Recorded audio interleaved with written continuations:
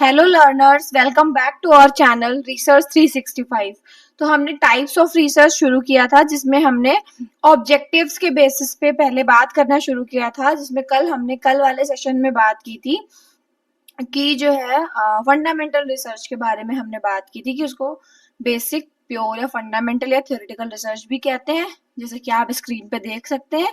आज हम ऑब्जेक्टिव्स के ही आधार पर जो दूसरा टाइप होता है अप्लाइड रिसर्च, उसकी बात करेंगे। जैसा कि आपको नाम से भी समझ में आ रहा होगा, अप्लाइड मतलब जिस चीज का कोई एप्लीकेशन, अनुप्रयोग, एप्लीकेशन इज अनुप्रयोग, जिसका हम कहीं अनुप्रयोग कर सकते हो।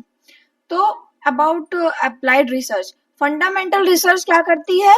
प्रिंसिपल्स को सेट करती है, जबकि अप्लाइड रिसर्च जो है वो उन्हीं प्रिंसिपल्स को यूटिलाइज करने का काम करती है। क्यों काम करती है? To know the problem in best possible वे।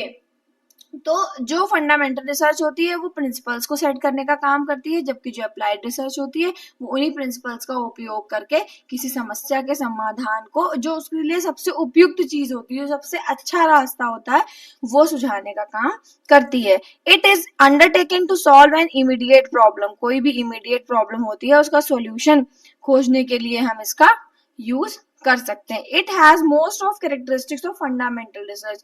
इसके अंदर फंडामेंटल रिसर्च की लगभग सारी ही कैरेक्टरिस्टिक्स होती हैं। इसका पर्पस क्या होता है? किसी प्रोडक्ट या प्रोसेस को इम्प्रूव करना। जैसे मान लीजिए फंडामेंटल रिसर्च में हमने कोई थ्योरी बना दी, अब जब तक हम उस थ्योरी को अप्लाई नहीं करेंगे कहीं, तो हमें कैसे पता चलेगा कि इस थ्योरी में क्या इम्प्रूवमेंट चाहिए, है ना? चाहे कोई थ्योरी हो चाहे कोई प्रोडक्ट हो, तो इसका पर्पस क्या होता है? मेनली इम्प्रूव करना किसी प्रोडक्ट या प्रोसेस को। उसके बाद में ये क्या करती है? जो थ्योरेटिकल चीजें मैंने बताया, जैसे थ्योरेटिकल कंसेप्ट हमने बना लिए, फिर उनका ये actual real life problem solution में उनका क्या उपयोग है, उसको ये देखती है।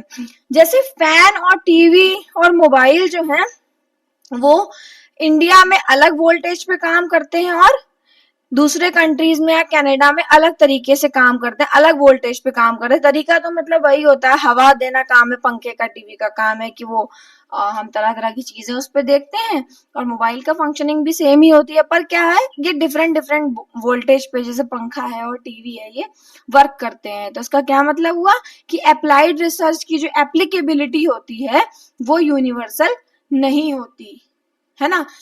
क्यों? जैसे कि मान लीजिए कोई पंखा हमारा 220 वोल्ट के करंट पे चलता है और कनाडा में वो 110 वोल्ट के करंट पे चलता है, तो इसकी लिमिटेड यूटिलिटी या एप्लीकेबिलिटी होती है।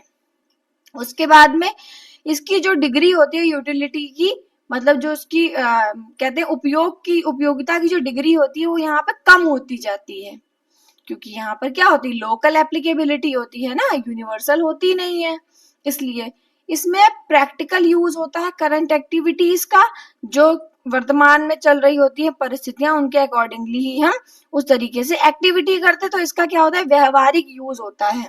जैसे इन्वेस्टिगेट करना कि कौन सा मेथड टीचिंग का मैथ्स को पढ़ाने के लिए इफेक्टिव रहेगा, बच्चों के डर को भगाने के लिए। मतलब अगर हम बच्चों के डर को भगाना चाहते हैं मैथ्स से रिलेटेड, जैसे मान लीजिए बच्चे के मन में डर है मैथ्स को पढ़ने से लेकर मैथ्स के सम सॉल्व करना, या any type of fear related to the math subject, तो अगर हम ये इन्वेस्टिगेट करना चाहें कि कौन से मैथड सुटेबल रहेंगे, परफेक्ट रहेंगे इस फियर को कम करने के लिए, तो वहां पर हम क्या कर रहे हैं, मेथड्स का एप्लीकेशन कर रहे हैं। इसीलिए इस टाइप की रिसर्चेस को हम अप्लाइड रिसर्चेस कहते हैं।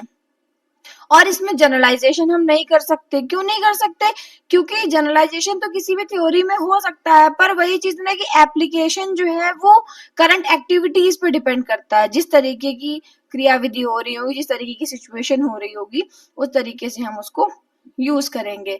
और इसमें ये भी हम देखते हैं कि कैसे चीजें चेंज हो गई, है ना? फंडामेंटल रिसर्च में हम क्या देखते हैं, जैसे हमने एग्जाम्पल भी दिया था, why the man went to the moon, कि इंसान चांद पर गया ही क्यों।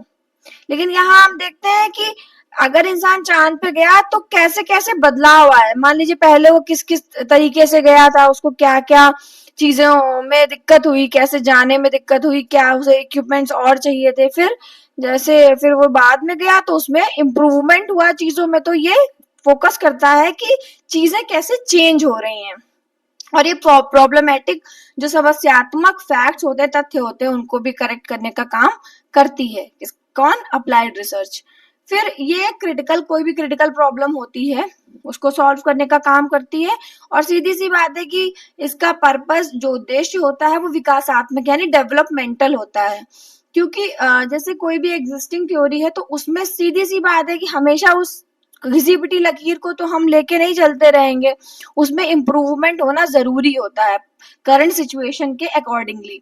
तो ये क्या करती है? डेवलपमेंटल प्रोसेस होता है, हमेशा विकासात्मक होती है, आगे की ओर बढ़ती हुई रहती है। Deals with real life situation, real life problem से सीधे सीधे डील करती है और रिग्रेस नहीं होती। ऐसा नहीं है कि आपने कोई चीज फिक्स कर दी है तो बस उसी पैटर्न पे वो चलेगी। जैसे मैंने अभी एग्जाम्पल लिया कि कोई थ्योरी है, ठीक है, अच्छी बात है वो थ्योरी, पर अब उस थ्योरी में बदलाव की जरूरत है, इम्प्रूवमेंट की जरूरत है। तो ये उस थ्योरी में, उन चीजों में डेवलपमेंटल पर्पस को देखते हुए बदलाव करेगी, उसका क्रिटिकल एनालिसिस करेगी और फिर उसको उस तरीके से मोल्ड करने की कोशिश करेगी। तो ये रिग्रेस नहीं होती। फिर इसकी लोकल एप्लीकेबिलिटी होती है, मैंने बताया, वैसे मैंने फैन और टीवी का भी एग्जांपल लिया कि अलग अलग कंट्रीज के लिए अलग अलग वोल्टेज पे वो हम उसको अप्लाई कर सकते हैं। इसमें डेफिनेट प्रैक्टिकल ऑब्जेक्टिव्स होते हैं। इसमें क्या होते हैं? डेफिनेट प्रैक्टिकल ऑब्जेक्टिव्स होते हैं। क्योंकि डेफिनेट इसलिए होते हैं क्योंकि ये व्यवहारिक होती है, और व्यवहारिक चीजें जो हैं उनके, जैसे मान लीजिए आपके समाज में कोई चीज चल रही है, तो जब आप उसके बारे में प्रैक्टिकली सोचेंगे नहीं तो फिर आप उस तरीके से काम नहीं करेंगे, है ना। तो ये प्रैक्टिकली ऑब्जर्वेबल होती है, और उसके अलावा मैंने क्या बोला? प्रैक्टिकली ऑब्जेक्टिव होती है। कुछ एग्जाम्पल्स अगर मैं बात करूं अप्लाइड रिसर्च के, तो जैसे हम ये रिसर्च करें हाउ टू ट्रीट इंसोम्निया, या फिर डायग्नोस कैसे करेंगे हम डिप्रेशन को, और कैसे इम्प्रूव करेंगे किसी पेशेंट के रिटेंशन को किसी भी डेंटिस्ट के ऑफिस में। अगर सोशल लेवल पे देखें तो हम ये स्टडी करना चाहते हैं कि how to reduce bullying on social media, हम कैसे रोके, क्योंकि मैंने बताया ये हाउ की बात करती है, कैसे चेंज किया जाए, तो कैसे रोका जाए, how to reduce bullying on social media, और how to encourage high school graduates to attend college, कैसे आप इनकरेज करें हाई स्कूल ग्रेजुएट्स को कि वो कॉलेज आए, कैसे आप बच्चों को प्रोत्साहित करें कि वो कॉलेज आए। अगर हम ये इस तरीके का एक और एग्जांपल ले लेते हैं, अगर हम इन्वेस्टिगेट करें हाउ टू मोटिवेट वर्कर्स, कैसे वर्कर्स को मोटिवेट करना है, और कौन सा ट्रीटमेंट उनके लिए अप्रोचेबल रहेगा, कौन सी अप्रोच उनके लिए इफेक्टिव रहेगी कि उनकी एंजाइटी को हम कम कर सकें, वर्क रिलेटेड एंजाइटी को। So these are some examples of applied research. और एक लास्ट स्लाइड जिसमें आप देख पा रहे होंगे, डिजायर टू नो समथिंग, कुछ जानने की जो इच्छा होती है वो हमारी बेसिक रिसर्च होती है, जिसको हम fundamental research, pure research, theoretical research भी कहते हैं। और डिजायर टू डू समथिंग, जब आप कुछ करने की इच्छा करते हैं, कुछ करना चाहते हैं, तो वो होती है हमारी applied research. So that's all for today learners, hope you understood this and will continue this series of the types of research। और अब मैं अगली जो वीडियो लेकर आऊंगी वो उसमें हम बात करेंगे एक्शन रिसर्च की। So thank you so much, like share and subscribe research 365।